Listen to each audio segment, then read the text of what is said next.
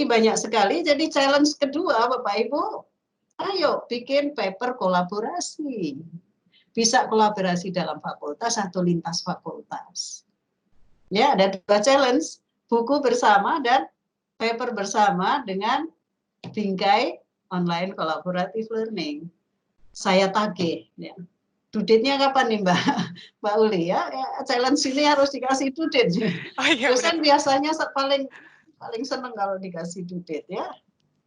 Baik, nah ini daftar pustakanya yang saya pakai Bapak Ibu, dan presentasi ini berjalan karena ada Mbak Uli, ada teman-teman dari GPA SDP yang sangat-sangat baik hati, ada Mas Mulden di sebelah saya membuat hati saya tentram kalau ada kendala teknis, dan juga dibantu oleh Lintang Matahari ini yang membantu saya memperbaiki tampilan presentasi, dan gambar-gambar yang digunakan itu kita menggunakan Minipixel dan Flaticon yang Bapak Ibu juga bisa pakai. Oke, semangat. Terima kasih banyak atas pemaparannya, sangat menginspirasi dan sangat memberikan new insight bagaimana cara memulai forum diskusi yang interaktif. Baik Bu, kita sekarang akan masuk ke sesi tanya jawab. Ada cukup banyak pertanyaan, namun kita akan batasi hingga sampai jam 11. Untuk pertanyaan yang tidak terjawab, nanti akan dijawab oleh Bu Kasiah melalui ketikan yang akan saya kirimkan ke email Bapak Ibu masing-masing. Mungkin kita dari pertanyaan yang paling banyak ditanyakan dulu Bapak. Jadi ini merupakan pertanyaan dari 3 orang yang sudah saya sum up, dari Bapak atau Ibu Ferry Gultom, Ibu Hani Handayani, dan Bapak Joko Marihandono. Pertanyaannya adalah, berapa sih Bu jumlah mahasiswa dalam satu kelompok diskusi yang efektif?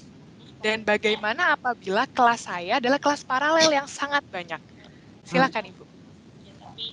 Oke, buat Joko, buat Mbak Heni, ini teman saya, dan satu lagi siapa? Dari Bapak atau Ibu Ferry Gultom. Oh, Pak Ferry dari FAG. Halo Pak Horas. Terima kasih untuk pertanyaannya. Untuk kelompok diskusi daring itu berapa idealnya gitu ya. Kalau diskusi umum menurut penelitian itu jangan jauh-jauh dari 30, itu dari penelitian. Kalau diskusi umum ya. Nah, kalau diskusi kelompok kecil itu saya sudah meneliti, saya coba dengan kelas 50 mahasiswa dengan kelas dengan kelompok-kelompok kecil, itu mempunyai perilaku yang beda. Kalau kelas yang besar itu social presence-nya gede, tapi teaching-nya itu kecil. Jadi mereka merasa kurang bertanggung jawab terhadap keberlangsungan. Tapi begitu mereka di kelompok kecil, mereka merasa saling diamati satu sama lain. Sehingga mereka teaching-nya lebih kenceng, sama kognitifnya, critical thinking-nya juga lebih kenceng. Gitu. Dan mereka balance sosialnya. Itu kalau untuk kelompok kecil itu 6 sampai 8 itu cukup baik. Karena kalau kurang dari 6 itu hasil diskusinya kurang kaya. Tapi kalau udah gede itu nanti banyak orang yang mau bersembunyi di balik orang lain. Gitu. Itu. Nah, kemudian gimana cara membentuk kelompok? Kelompok itu kalau dibentuk voluntary itu bagus karena mereka orang akan berkelompok dengan orang yang dia nyaman untuk berdiskusi, untuk berkelompok. Itu bagusnya gitu. Tapi itu terus jadi mereka hanya dengan kelompoknya. Dia tidak biasa bergabung dengan yang lain. Itu jeleknya. Tapi kalau kita yang menentukan, mereka perlu waktu untuk adaptasi. Adaptasi get along dengan yang lain. Gitu. Tapi bagusnya adalah mereka belajar untuk beradaptasi, tidak hanya dengan kenyamanan bersama gengnya aja gitu. Jadi kita bisa punya pilihan. Kalau saya biasanya milih pilihan pertama. Kenyamanan mahasiswa itu nomor 1. Supaya apa? Supaya saya nggak butuh waktu lama untuk mereka hanya untuk get along satu dengan yang lain. Supaya diskusi segera bisa dimulai begitu. Nah, kalau kelasnya besar, kelasnya paralel, misalnya kelas saya 60, ada yang 70 juga. Itu kalau itu udah satu kelompok diskusi itu pasti banyak yang sembunyi. Jadi saya kelompokkan menjadi beberapa. dengan tugas yang level kesulitannya sama, tapi pemicunya saya buat berbeda. Nah, gimana kita itu kan harus hadir di antara mereka. Nah, kehadiran yang baik itu bukan yang kita nulisnya panjang, tapi jarang-jarang, tapi lebih baik kita pendek, tapi kita sering. Jadi kita benar-benar hadir di antara mereka, gitu. Dan pasti banyak strategi untuk kita nulis dengan cepat itu seperti apa sih? Kalau saya biasanya saya buka forum, kemudian sebelahnya saya buka notepad. Saya tinggal blog namanya, jadi saya pastikan semua yang di situ namanya saya sebut. Itu penting saya menyebut nama. Juga saya blog bagian kalimat yang saya refer, nah misalnya gitu. Jadi lama-lama kita akan tahu strategi untuk menjawab dengan baik. Dan juga kita bisa, kalau di Fasilkom ada asisten. Asisten harus diajari juga tentang bagaimana berinteraksi di online. Jadi ada pelatihan memang, pelatihan khusus untuk asisten, gimana berinteraksi dengan baik. Itu jawaban saya. Jadi kalau kelas besar bisa dipotong-potong, gunakan asisten. Dan kalau baru mulai, jangan mulai dengan banyak sekali kegiatan, ya. Kita mulai dari yang kecil. Mungkin satu kuliah gitu mulai dengan 3 atau 4 diskusi aja, jangan setiap topik harus ada diskusi, enggak. Jadi senyamannya kita dulu. Ya. Jadi sebelum mulai kita harus merefleksikan. Saya senyaman apa sih? Gitu. Itu mudah-mudahan terjawab Pak Ferry, Prof. Joko, sama Mbak Heni. Saya kangen sama Mbak Heni. Baik, terima kasih Bu. Terima kasih ya. Terima kasih Bu Kasya. Apakah ada feedback dari Pak Ferry terlebih dahulu mungkin Pak? Feedback dari saya memang terima kasih untuk pencerahan dari Bu Kasya kemukakan. Memang selama ini kami apalagi di rumpun ilmu kesehatan masih mengalami kesulitan. Tadi yang idealnya Bu Kasya mengatakan harus di-split menjadi kelas-kelas yang lebih kecil. Kesulitannya itu kami belum mempunyai SDM-nya Bu. Jadi mungkin ke depannya nanti saya akan kasih saran mungkin ke direktur di RIK, mungkin bisa mendapatkan bantuan dari asisten-asisten yang akan kita latih terlebih dahulu. Demikian saja tanggapan dari saya. Terima kasih. Terima kasih pertanyaannya Pak Ferry. Kemudian dari Ibu Hani Handayani, mungkin ada pertanyaan lanjutan atau feedback, Bu? Ya, terima kasih. Bu Kasya, apa kabar? Sehat? Alhamdulillah, Mbak Hani. Iya, Bu.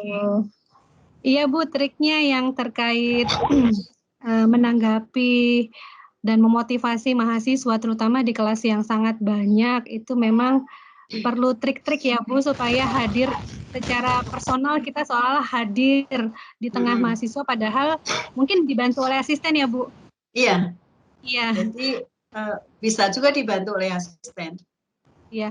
Bu, berapa banyak kelas paralel Bu dalam satu semester, kelas daringnya Bu, maaf?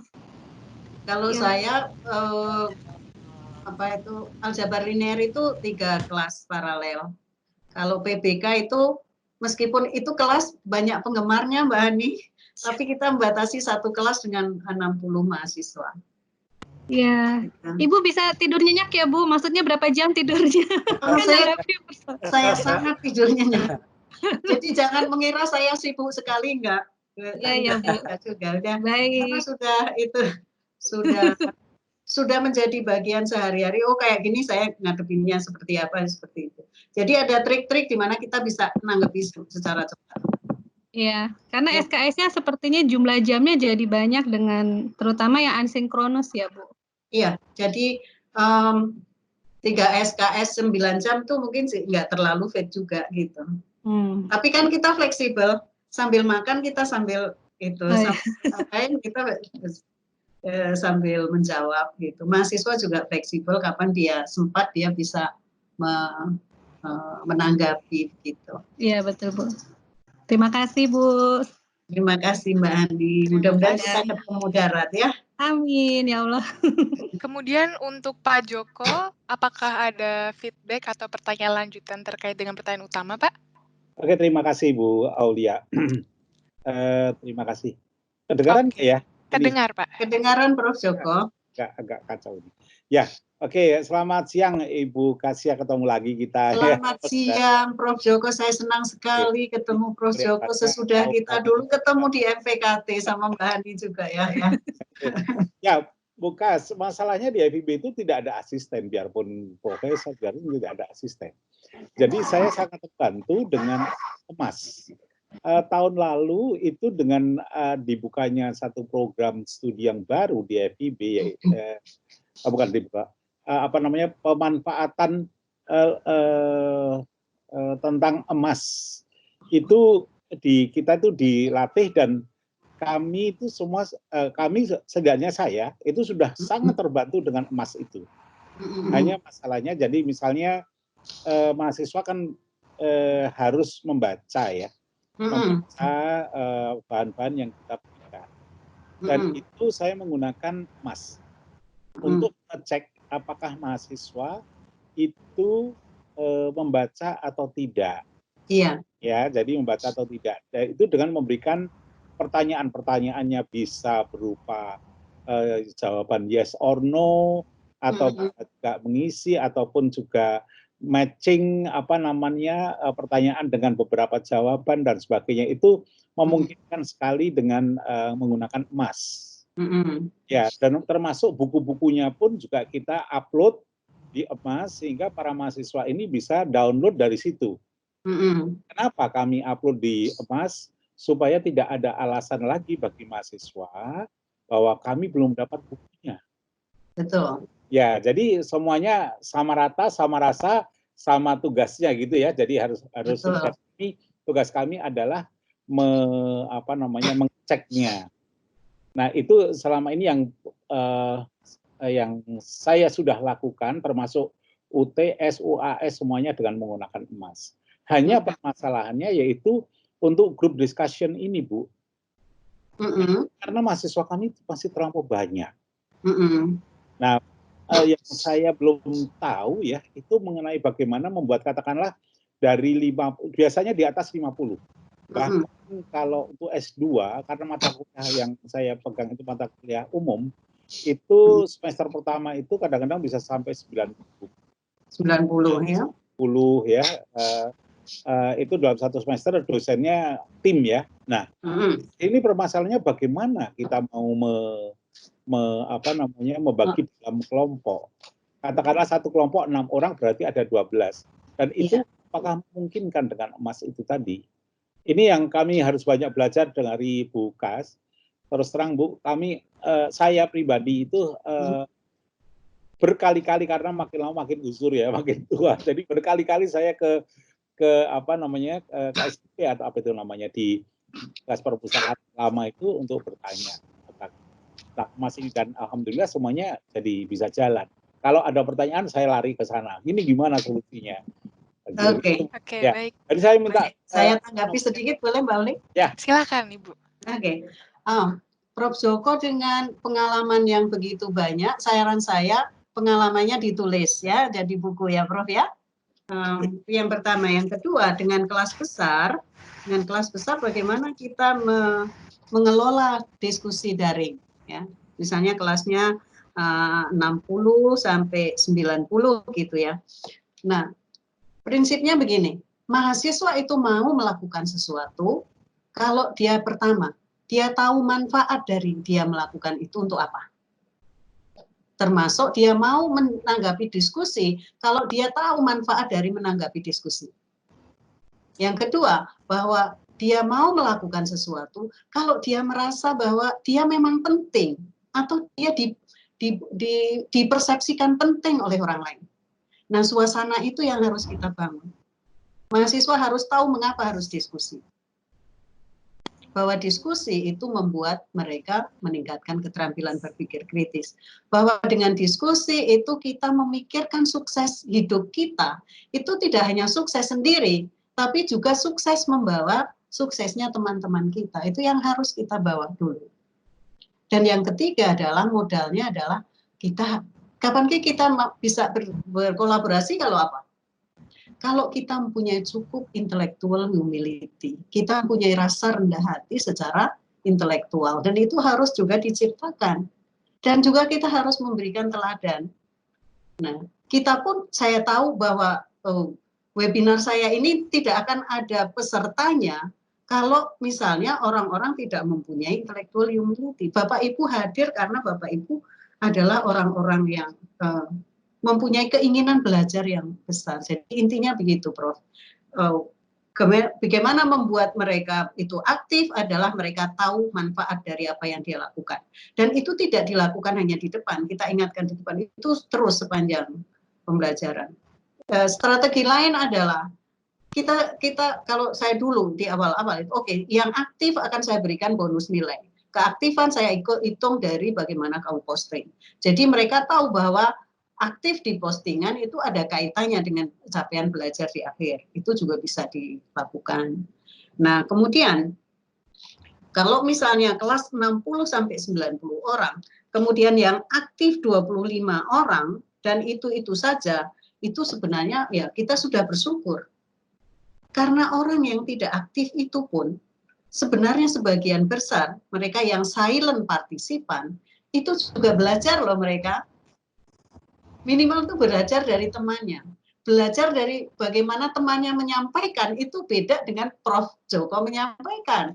Prof. Joko itu ilmunya sudah sangat tinggi. Kadang-kadang kita sebagai dosen lupa gap antara kita dengan mahasiswa. Tapi kalau bahasa itu disampaikan ke mahasiswa itu mungkin lebih nyambung. Gitu, Prof. Jadi kalau misalnya 25 yang aktif udah bersyukur banget tuh, Prof. Ya. Asumsinya the rest itu silent partisipan tapi mereka membaca, mereka belajar kok. Dan strategi Prof untuk ngecek ini benar nggak, jalan benar nggak, dengan tes itu adalah jitu sekali. Memang kita harus ada mekanisme ngecek proses belajar terjadi nggak sih dengan cara-cara seperti yang Prof lakukan itu sudah tepat sekali. Gitu Prof, komentar saya. Mohon kesediaannya kalau saya hubungi ya. Oh sangat. Sudah punya nomor saya kan, Prof? Ya, gampang. Ya, sudah ada. Terima kasih, Aulia. Silakan. Ya, terima kasih. Mungkin jam sudah menunjukkan pukul 11.50, Bu. Saya akan memilih 2-3 pertanyaan lagi sepertinya yang lumayan banyak ditanyakan. Nanti sisanya akan dijawab melalui teks. Pertanyaan dari Bapak Dodi Sudiamo. Ini, maaf saya Bapak Dodi Sudiana. Saya ingin bertanya, mahasiswa saya seluruhnya milenial. Apakah ada tips yang Ibu Kasiah bisa berikan agar saya yang old school ini bisa nyambung dengan mereka? Apalagi media komunikasinya berbeda. Nah, itu mungkin ada banyak pertanyaan dari dosen mengenai hal ini. Oke. Baik, saya langsung jawab. Silakan, Ibu. Oke, milenial. Dari pengalaman saya, anak milenial itu memang untuk aplikasi yang fancy gitu ya, mereka itu sangat fasih gitu. Aplikasi apa, apalah gitu, mereka pasti sangat fasih. Tapi jangan dikira bahwa mereka juga fasih untuk teknologi pendidikan loh. Pakai math type aja belum tentu mereka fasih, gitu ya. Jadi aplikasi yang bentuknya fancy seperti di medsos dan sebagainya yang banyak dipakai oleh mahasiswa, yang kita sangat ketinggalan dan kadang-kadang membuat kita agak minder karena kita mempunyai kecepatan belajar teknologi yang berbeda, itu sebenarnya pada prakteknya mereka juga nggak canggih-canggih amat loh kalau di dalam konteks teknologi pendidikan. Gitu. Jadi saya kira kita nggak perlu kita merasa kita terlalu beda jauh gitu ya, beda jauh dengan kemampuan mereka adaptasi dengan teknologi. Dan juga bantuan dari DPA-SDP dengan pelatihan teknis itu fungsinya adalah supaya kita updated, supaya kita nggak merasa ketinggalan dengan mereka. Dan kita satu perahu sebenarnya dengan mereka. Bahasa mereka seperti apa? Ini kuncinya, Pak Dodi Sudiana. Mahasiswa itu di minggu pertama itu akan membaca, tanda kutip, sebenarnya cara komunikasi seperti apa sih yang diterima oleh dosen. Itu sebabnya minggu pertama biasanya itu akan silent, banyak yang silent. Karena mereka ingin melihat dulu, Pak Dodi ini suka bercanda nggak ya kalau online? Apa dia harus pakai bahasa Indonesia yang baik dan benar dan formal. Nah, mereka nanti akan takut kalau misalnya bahasanya informal. Atau Pak Dodi menggunakan bahasa yang informal, itu perlu disampaikan di depan. Jadi di awal-awal kita memodelkan cara berkomunikasi. Gitu. Dan itu dibuat eksplisit, disampaikan. Kita boleh bercanda loh di sini, bahasanya yang informal tapi tidak boleh memperkosa bahasa Indonesia ya, kan kita harus cinta bahasa gitu misalnya. Nah dengan eksplisit itu mereka akan menyesuaikan dengan kita. Jadi jangan kita memaksa kita berlaku seperti milenial di forum diskusi yang mungkin agak informal, tapi mereka akan menyesuaikan dengan kita. Dan itu kita buat kesepakatan bersama. Tetapi kadang-kadang kita pun harus menyesuaikan dengan bahasa mereka dalam in some extent. Supaya apa? Supaya mereka tahu kita ada satu perahu dengan mereka. Contohnya apa? Contohnya ini yang saya lakukan, Pak Dodi, mungkin juga bisa diadopsi di situ. Mahasiswa itu rupanya, saya kan udah merilis buku gitu ya, buku ini yang harus dibaca. Ternyata mahasiswa itu lapor ke saya, Bu, itu bukunya susah dibaca. Saya punya buku yang lebih mudah dibaca, ini dia. Bentuknya apa Bapak Ibu? Komik. Manga Book of Linear Algebra. Bukunya komik. Oke, kamu share, saya lihat. Bahasanya komik banget, tapi kontennya itu konten yang menurut saya itu ditulis oleh orang yang hebat sekali. Dan di dalam komik itu ada bahasa-bahasa tertentu. Nah, bahasa tertentu yang sering dipakai itu saya pakai juga. Supaya dia tahu, saya juga bisa berbahasa seperti itu, dan saya juga baca buku itu, dan saya juga sepakat buku itu menarik. Gitu. Jadi, nah, intinya adalah bahwa mahasiswa justru menunggu bahasa seperti apa yang kita pakai, terutama di minggu pertama, dan itu kita perlu contohkan, perlu modelkan, dan kita perlu eksplisitkan. Ini harapan saya. Kita berbahasanya seperti ini. Dan kita sepakat untuk membuat suasana positif di lingkungan diskusi kita, gitu misalnya. Jadi kita yang drive mereka. Tapi kita juga tunjukkan bahwa kita bukan orang yang kaku gitu. Kalau mereka pakai ini ya kadang-kadang kita keluar dengan emoticon tertentu yang mungkin mahasiswa akan suka. Dan kita relate dengan apa kehidupan mereka gitu. Begitu kira-kira Pak Dodi ya. Ini dari penelitian juga saya ya, di minggu pertama itu mahasiswa itu seperti itu, silent. Kenapa? Setelah saya survei itu salah satu alasannya adalah mereka ingin tahu sebenarnya Bu Kasiah maunya kita berbahasa seperti apa yang bisa diterima secara online. Dan mereka sesudah itu menyesuaikan. Dan ini Bapak Ibu, dari pengamatan saya, mahasiswa itu penuru ulung. Jadi kita harus hati-hati. Karena mahasiswa menirukan perilaku kita secara online. Kalau kita sering berterima kasih, mereka akan berterima kasih. Kalau kita membaca dan menanggapi postingan dahulu menyebut nama, mereka juga akan melakukan itu. Mereka peniru ulung dari perilaku kita. Jadi kita harus hati-hati. Dan itu dibuktikan juga itu secara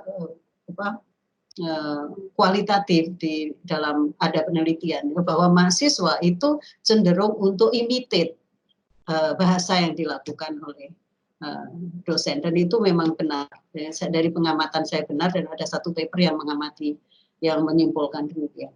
Demikian Pak Dodi Sudiana, terima kasih pertanyaannya, mudah-mudahan jawaban saya sesuai dengan harapan. Amin, terima kasih Ibu. Mungkin kita memberikan waktu untuk Pak Dodi. Apakah ada feedback terkait dengan jawaban Ibu Kasiah? Pak Dodi Sudiana, mohon diaktifkan terlebih dahulu mikrofonnya. Wah, terima kasih Bu Kasiah, luar biasa. Memang terasa ya yang Ibu sampaikan itu belum sepenuhnya saya terapkan ya dalam komunikasi saya dengan anak-anak. Ya memang karena kadang-kadang saya kebagiannya ini Bu, setelah UTS gitu, jadi memang kenalnya belakangan gitu sama anak-anak itu. Jadi agak-agak telat juga untuk mengenalkan cara komunikasi kita ya. Itu juga dari salah satu kendala juga barangkali. Mungkin nanti ya saran Ibu yang tadi bisa memberikan contoh misalnya ya, kemudian menyepakati secara eksplisit gaya komunikasi dan seterusnya nanti saya akan terapkan. Terima kasih Bu, sangat berharga masukan Ibu. Terima kasih Pak Dodi, terima kasih banyak. Baik, ini mungkin saya akan bacakan satu pertanyaan terakhir ya Bu untuk menutup sesi kali ini, yaitu pertanyaan sebentar, menarik. Mbak Iya, Nia, ada silakan. Ibu Nia Kurnia Sofia mau mendapatkan kontak saya. Kontak saya tadi ada di halaman terakhir. HP boleh Bu, tentu saja. Saya diberi nomornya Ibu Nia, nanti saya akan WA beliau. Baik Ibu, nanti untuk kontak Ibu akan saya share juga bersama dengan materi, sehingga dosen-dosen yang datang hari ini bisa mengontak Ibu secara langsung. Sip. Siap. Ini adalah pertanyaan terakhir yang mungkin juga menjadi pertanyaan bagi para dosen, yaitu pertanyaan dari Bapak Wibowo. Oke, kita buka dulu pertanyaannya, yaitu dari Bapak Wibowo Mangunwardo. Bagaimana persiapan UI dengan pembelajaran daring atau blended learning ini dikorelasikan dengan persiapan kita menghadapi kampus merdeka dari Pak Menteri? Beliau juga menambahkan pertanyaan, Bu, terkait kesiapan dosen. Apakah semua dosen di UI sudah mendalami proses belajar mengajar yang seharusnya seperti yang dijelaskan oleh Ibu Kasiah? Bagaimana sejauh ini disiapkan oleh UI karena kita tidak punya background pedagogi. Mungkin dalam hal ini Ibu bisa memberikan contoh di Fasilkom ya Bu ya? Oke, seperti saya sampaikan tadi bahwa preparedness atau kesiapan institusi dalam menjalankan online learning itu dimensinya banyak ya. Kesiapan institusi sendiri, dosen, mahasiswa dan sebagainya. Nah, kesiapan kalau di level UI mungkin DPA-SDP lebih tahu ya itu seperti apa gitu. Tapi kalau kriteria dari kesiapan dosen, kesiapan mahasiswa itu sebenarnya ada. Dan saya sedang melakukan juga penelitian dengan salah satu dosen dari matematika, Bu Titin, yang mengukur preparedness dari mahasiswa. Dan salah satu aspek preparedness itu adalah seperti saya sampaikan tadi adalah interaksi dengan orang lain. Ya. Kalau di UI saya tidak mempunyai gambaran, tapi sebenarnya seharusnya itu bisa dinilai. Dan banyak sekali instrumen bisa digunakan untuk menilai tingkat kesiapan dosen. Gitu. Dan kalau misalnya diperlukan, saya bisa menunjukkan beberapa instrumen yang bisa digunakan untuk mengukur tingkat kesiapan dosen, dari persepsi dosen terhadap kalau dia melakukan pembelajaran online seperti apa. Kalau mahasiswa ada dilakukan. Nah, kalau di Fasilkom yang saya lakukan preparedness dari mahasiswa itu agak konsisten juga dengan yang terjadi di luar gitu ya. Mereka milenial, apalagi anak Fasilkom itu bangun tidur yang dicari laptop barangkali ya. Dan mereka memang betul dari teknis, dari sisi teknis ya. Saya lihat dari 3 aspek. Yang pertama adalah manajemen e-learning termasuk kesiapan teknis. Yang kedua bagaimana interaksi dengan konten. Dan yang ketiga adalah interaksi dengan lingkungan pembelajaran yang lain termasuk interaksi sosial di dalamnya. Ya. Nah untuk yang pertama dari teknis mereka jago, levelnya tinggi sekali. Untuk interaksi dengan konten termasuk memilah, memilih, menavigasi dan sebagainya, menampilkan kembali konten itu mereka kesiapannya menengah. Dan yang masih perlu ditingkatkan adalah keterampilan berinteraksi secara daring dengan komunitas belajar yang lain. Itu sebenarnya itu masih di level di mana mahasiswa harus dibantu. Itu yang membuat saya melakukan penelitian bagaimana membantu mahasiswa dengan mengajarkan dan itu pengajarannya terintegrasi di mata ajar. Gitu. Itu yang terjadi di Fasilkom. Demikian.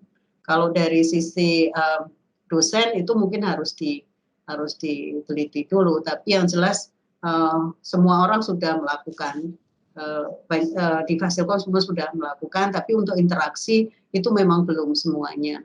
Kalau pelatihan seperti ini untuk mahasiswa, untuk dosen Fasilkom itu awal tahun lalu sudah saya juga sharing hal yang sama seperti ini.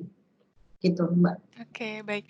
Mungkin untuk mengetahui juga bagaimana kesiapan UI, di sini ternyata masih ada Pak Moko. Kita bisa tanya langsung ke penanggung jawabnya mungkin ya Pak Moko? Silahkan mengaktifkan mikrofonnya Pak Moko. Yang ditunggu-tunggu dari tadi. Ayo, tokohnya harus keluar nih. Nah, Mas Moka harus tunjukkan wajahnya. Halo, selamat siang Bu Kasia. Terima kasih banyak sudah berkenan mengisi webinar kami. Terima kasih juga atas doanya dari Bapak dan Ibu juga. Tadi saya membaca chattingannya. Kebetulan saya lagi ada di belakangnya Mbak Uli. Jadi tadi saya ingin menanggapi beberapa hal terkait persiapan dari UI gitu ya, terkait blended learning, online learning, dan juga untuk memfasilitasi kampus Merdeka. Sejauh ini yang bisa saya ceritakan, memang sudah ada beberapa kebijakan yang sedang disusun tuh, terkait kebijakan kampus Merdeka. Mungkin Bapak dan Ibu yang kebetulan juga menjabat di fakultas, mungkin bisa ada beberapa cerita-cerita juga. Jadi terkait misalkan berapa persen kurikulum di prodi yang nanti bisa diambil oleh mahasiswa dari luar gitu ya. Itu hal-hal seperti itu kebijakannya sekarang memang sedang disusun.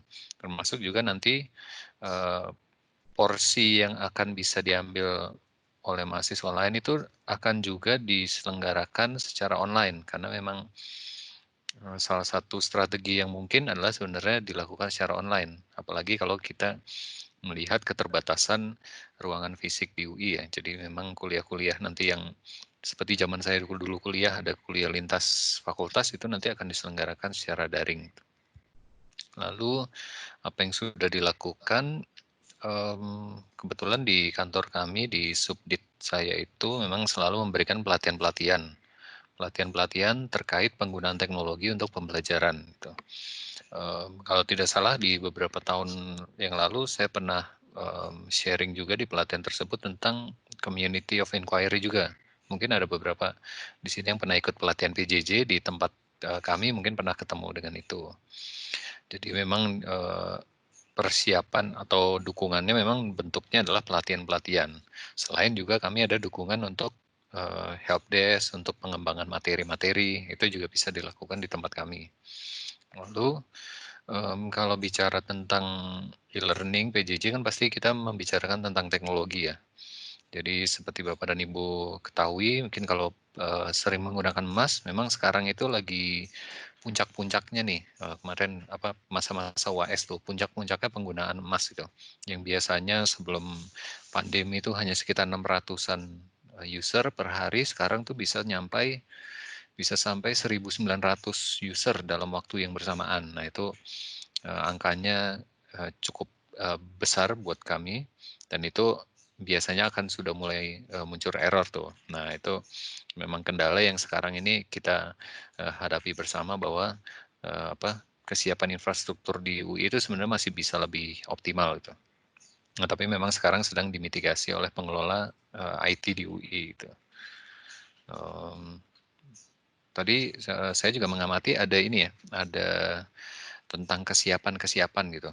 Jadi salah satu yang juga sedang kami kembangkan adalah kami ingin melihat kesiapan mahasiswa untuk menjalani e-learning atau PJJ. Nah, jadi itu juga mudah-mudahan nanti kami bisa launching instrumennya ketika OBM sehingga nanti kami bisa dapat gambaran yang lebih lebih komprehensif khususnya untuk mahasiswa baru di UI nanti kesiapan mereka terkait e-learning PJJ ini seperti apa, karena mereka kemungkinan akan jadi angkatan pertama yang langsung akan ketemu online learning gitu. Mungkin itu dari saya Mbak Uli, terima kasih.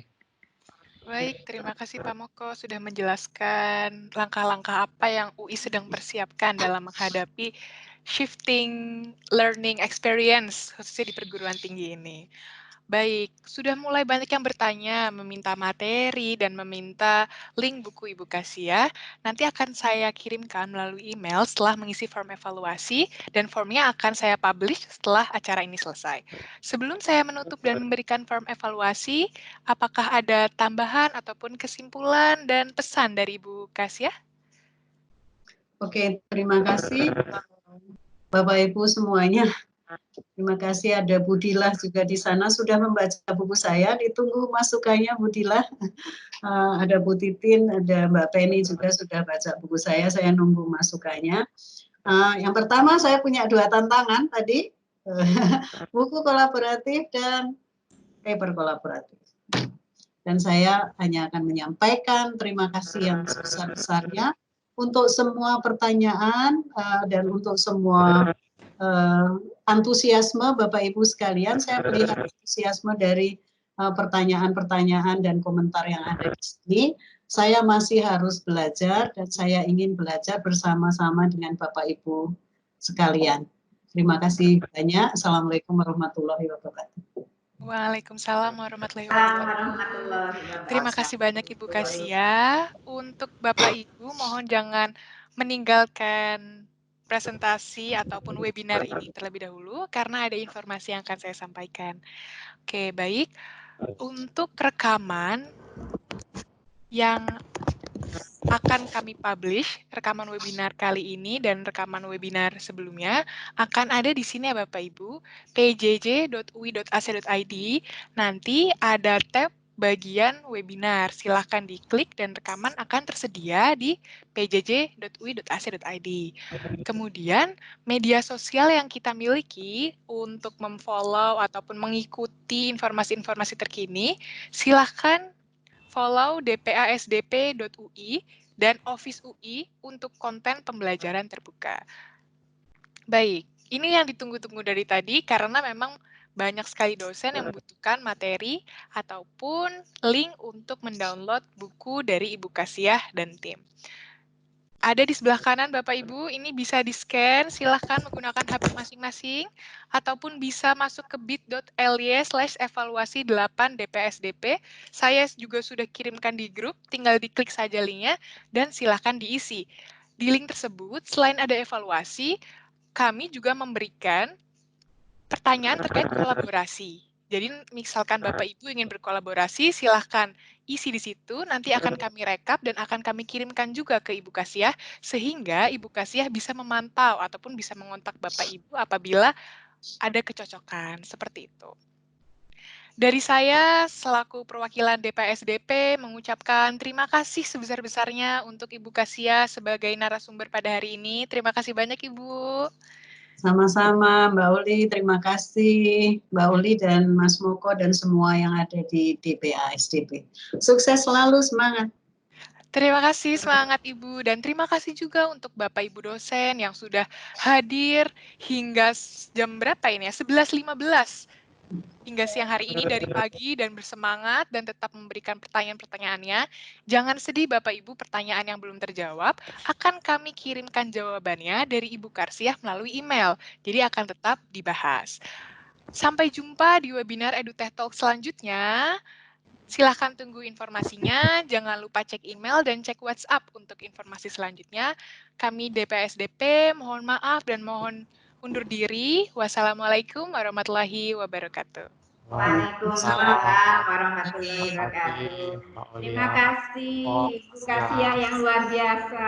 Terima kasih Prof. Terima kasih. Izin live. Silakan diisi evaluasinya Bapak Ibu. Selamat Bu Kasiah. Terima kasih Prof. Yuni. Terima kasih, selamat atas Prof-nya, ditunggu. Terima kasih Bu Kasiah, sukses selalu.